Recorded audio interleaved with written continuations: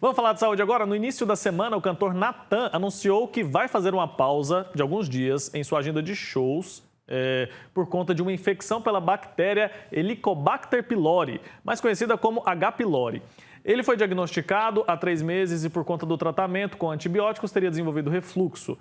Essa bactéria ela é muito comum, presente em cerca de 60% da população mundial. Ela fica no estômago, onde sobrevive apesar da acidez do suco gástrico. Por ser tão comum, a gente decidiu ir atrás de entender melhor sobre esse assunto. Por isso, a gente vai conversar agora ao vivo com o Eduardo Diniz Linhares, que é cirurgião, gastroenterologista e bariátrico. Está aqui conectado com a gente. Doutor, bom dia, bem-vindo.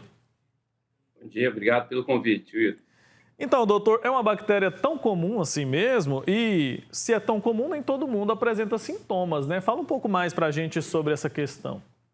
É uma bactéria bem prevalente, né? Estatisticamente 60%, 70% da população tem ela no estômago, só que é uma bactéria que convive muito bem, ela está adaptada. A gente tem bactérias em todas as partes do organismo. Em alguns pacientes, essa bactéria vai desenvolver alguma doença, uma gastrite crônica, podendo desenvolver até úlceras, uma infecção crônica que precisa ser tratada. Então, assim, a gente não trata quem tem a bactéria, uma informação importante, a gente trata quem precisa. A bactéria tem que estar presente e causando algum problema no paciente. Certo. E como é que acontece a contaminação por essa bactéria?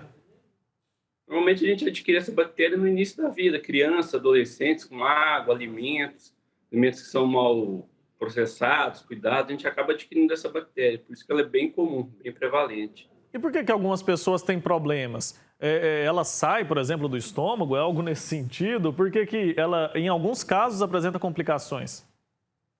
Não, ela é sempre no estômago, é uma bactéria exclusiva do estômago.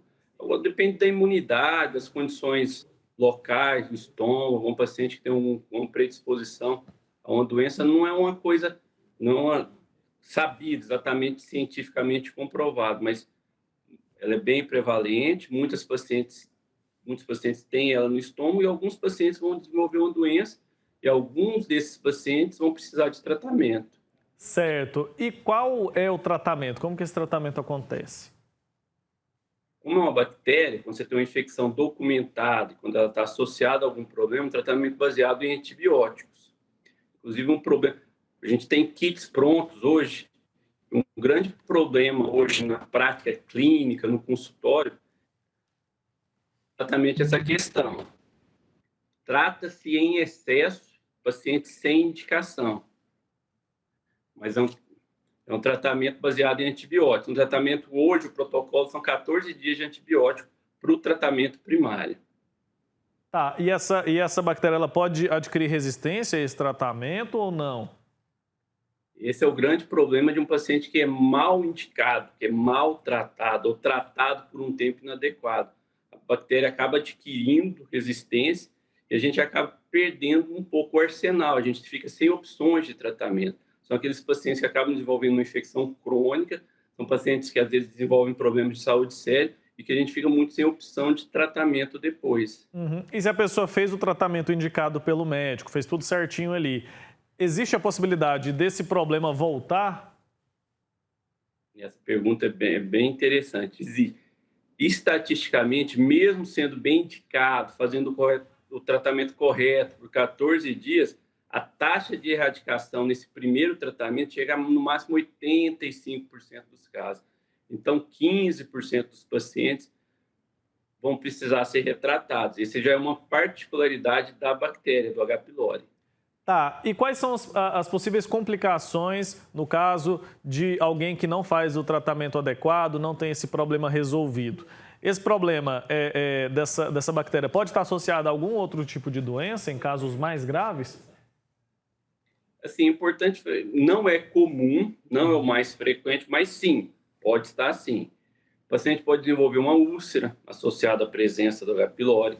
O paciente pode ter alguns tipos de tumores do estômago, isso é mais raro ainda, mas alguns tipos de tumores estão estatisticamente associados à presença, à infecção crônica pelo H. pylori, mas o mais comum é a gastrite, a inflamação do estômago.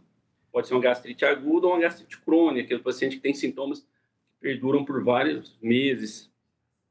Tá, vamos falar um pouco mais sobre sintomas. Então, já imagino que dor de estômago seja, né, dor no estômago, seja já um sintoma desse problema com a bactéria. Tem outros sinais que a pessoa precisa se atentar e buscar a ajuda de um profissional? É assim, hoje existem outras causas para dor de estômago, mas sem dúvida o sintoma mais comum é a dor de estômago.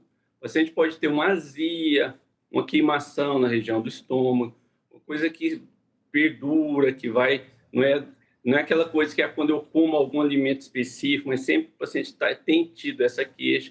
Alguns pacientes não apresentam esses sintomas mais comuns de dor, azia, queimação, mas uma certa intolerância, uma má digestão, come fica empanzinado, com muito gás, pode estar associado a essa infecção pelo H. pylori também. Tá certo, doutor. Muito obrigado, viu, pelo seu tempo aqui com a gente. Tá feito o alerta para quem nos acompanha. Obrigado, até a próxima, viu? Obrigado pelo convite. Um abraço. Abraço, tchau, tchau.